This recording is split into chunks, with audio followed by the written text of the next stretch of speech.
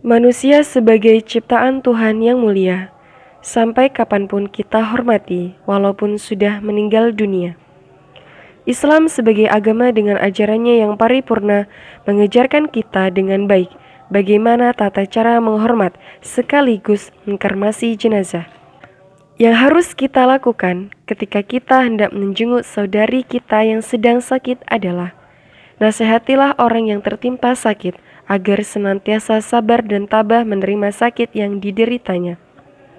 Karena pada hakikatnya sakit yang ia derita dapat menebus dosa baginya. Lalu orang yang menjenguknya hendak mendoakan orang yang sakit tersebut, sebagaimana yang telah dianjurkan oleh Rasulullah SAW. Bismillahirrahmanirrahim.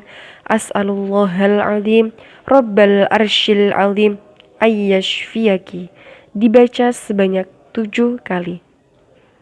Jika sudah tampak tanda-tanda kematian seseorang, seperti kedua telapak kakinya sudah melemas dan kedua pelipis matanya yang menyekung, maka kita dianjurkan memperlakukannya dengan baik.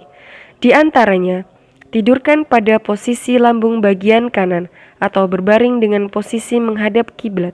Namun, apabila tidak memungkinkan dengan cara di atas, maka tidurkan dalam posisi terlentang. Di bawah kepala diberi bantal dengan agak tebal agar bisa menghadap kiblat. Jika masih belum bisa dengan cara di atas, maka biarkan dalam keadaannya. Setelah itu, orang yang menyertai di sisinya hendaknya menuntunnya dengan mengucapkan kalimat tauhid. La ilaha illallah Muhammadur Rasulullah sallallahu alaihi wasallam di telinga kanannya. Apabila sudah bisa mengucapkan kalimat tauhid, walau hanya sekali, maka tidak perlu dituntun kembali. Tetapi, jika ia belum bisa mengucapkannya, maka hendaklah mengulanginya agar ia mengucapkan kalimat tauhid. Selanjutnya, tegukkan air pelan-pelan. Menurut Imam Isnawi, kesunahan menegukkan air kepada orang yang sakit parah dikarenakan dahsyatnya pencabutan nyawa, sehingga menyebabkan haus yang dikhawatirkan terjerumus pada perangkat syaitan. Disunahkan untuk membaca surah Yasin dan Ar-Ra'du di pinggirnya, hikmahnya agar menyegarkan ingatannya tentang hari kiamat dan hari kebangkitan. Sedangkan surah Ar-Ra'du dapat mempermudah proses pencabutan ruh. Untuk proses mempercepat pencabutannya ruh, disunahkan menyiwakinya. Jika seseorang dipastikan sudah meninggal, maka pejamkan matanya dengan pelan-pelan. Disunahkan membaca Bismillahi wa ala millati Rasulillahi sallallahu alaihi wasallam.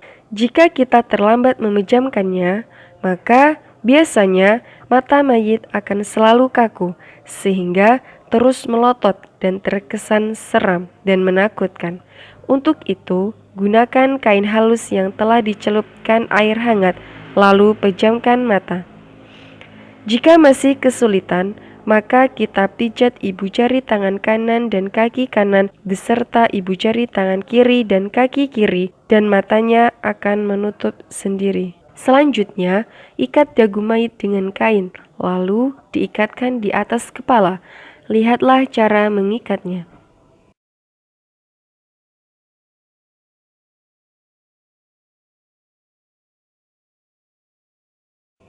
Proses selanjutnya, melemaskan semua persendian mayit. Caranya, tulang persendian seperti jari-jari tangan serta kaki dilemaskan secara bergantian dengan pelan-pelan. Hal ini dilakukan agar tubuh mayit tidak kaku, sehingga tidak menyulitkan dalam proses memandikan dan mengkafani. Perhatikan praktiknya.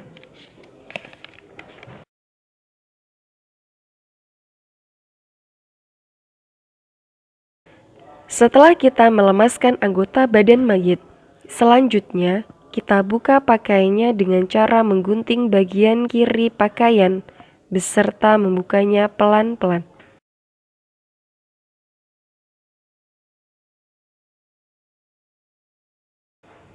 Kemudian, menurut Ibnu Hamid, bagian perut diberikan batu atau sejenis yang lainnya dengan berat 20 gram agar perut mayit tidak kembung. Karena ketika itu seluruh anggota tubuh tidak berfungsi dan memperlambat proses pembusukan. Begitupun juga agar ketika proses pemandian, kotoran-kotoran si mayit mudah untuk keluar. Setelah itu, sambil menunggu proses pemandian, mayit kita pindahkan ke posisi yang lebih tinggi, yaitu di atas meja, agar mayit terlindungi dari binatang buas dan sejenis yang lainnya.